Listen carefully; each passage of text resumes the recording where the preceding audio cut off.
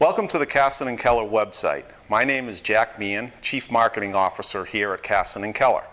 Today we are going to make available to you a series of videos that will show you how to solve some of the most frequently asked questions you might have about your new windows.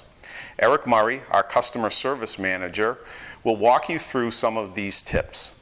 We would like to thank you for your purchase of Casson & Keller windows, and we hope you enjoy this series of videos. In today's video, we're going to review one of the most common problems that we see out in the field as far as the sash not operating correctly. So let's take a look at, I've already set this up, but this is one of the most common problems that we see.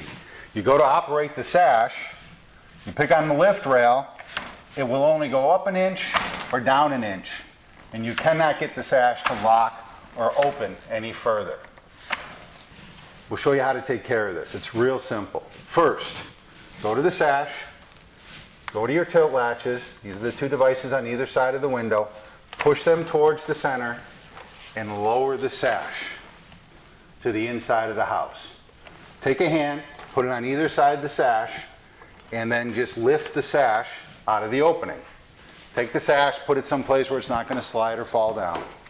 Now, what we're going to have to do is in either side of the frame of the window, there's what we call a shoe.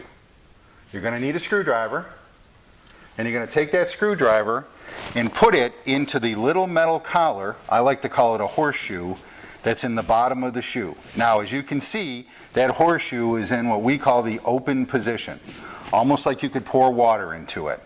That means that that shoe is locked in that position. It won't go up or down. So what we need to do is take our screwdriver, put it into that horseshoe, and then rotate it a quarter of a turn.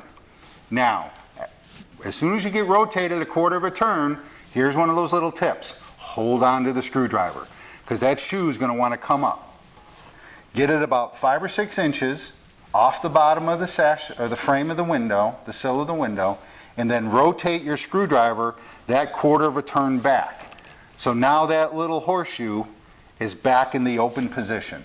So you can pour, it looks like you can pour water into it. That will lock the shoe in that position. Go to the other side, do the exact same process. Put your screwdriver into the little horseshoe, turn it a quarter of a turn. Now, here's one of those little tips. Doesn't make a difference if you turn it to the outside or to the inside. As long as you turn it a quarter of a turn, hold on to your screwdriver and let that sash shoe come up just about the same height as the other side, and then rotate your screwdriver back that quarter of a turn. Once you've done that, now both of your shoes are locked again in the frame, and we can go ahead and put our sash back in.